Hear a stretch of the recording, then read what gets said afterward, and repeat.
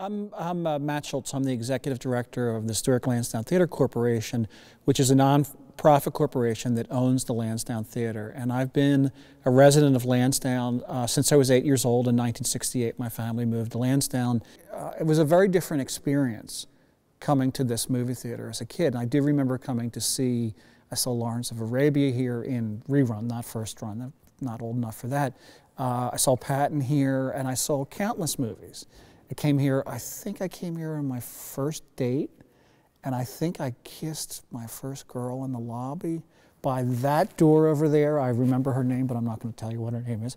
But I remember that. It was a snowy night, and we were with a whole group of friends. And what finally happened here was a couple of individuals came together and bought the building in '86, closed it down to do some minor repairs in the building, reopened it, and in the July of 1987, during a showing of Beverly Hills Cops 2, there were about 100 people in the theater.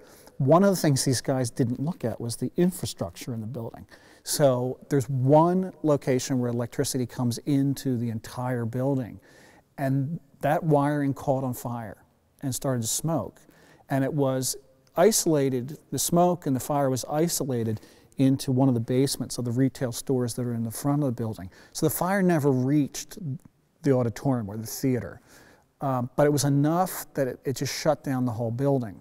So there was no electricity coming into the building. So the fire marshal came in and rightfully said, we can't let you show movies in here, or we can't even let anybody in the building because there's no electricity coming into the building. And that was enough that caused... They shut it down. They shut it down. In survey after survey, people say the one thing they want to see in town is for the Lansdowne Theater to be restored and reopened. And I think people understand it at different levels. They understand the beauty of the architecture and that it is unique, that it's the last of the 1920s theaters in the Philadelphia area that's still standing, that has not been divided into multiplexes, that has not been gutted and just, you know, been turned into a black box. But you come into the Lansdowne and you understand that this is a representation of a different era. The building's a little rough, but you can still come in here and feel what it must have been like to have been here in the 20s or when I came here as a kid in the 60s and the 70s. It's really, it's an interesting place to be. The other thing that I see, which is a little bit, I don't want to say hurtful, but it's challenging from personally, is people think that the project should just be done overnight.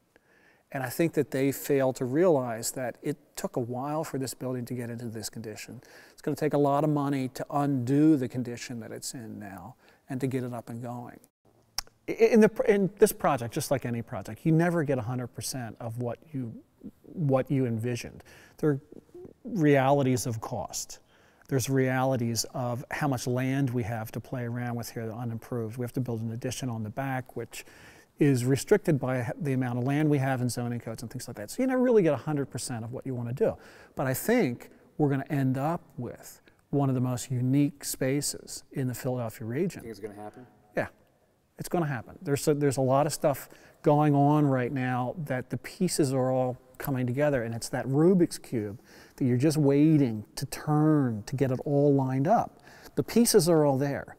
It's just you have to go through a process to turn all those pieces and get the Rubik's Cube all lined up. And that's where we're at. We've got the playing field. We have all the pieces. They have to be brought together. This project's not about me.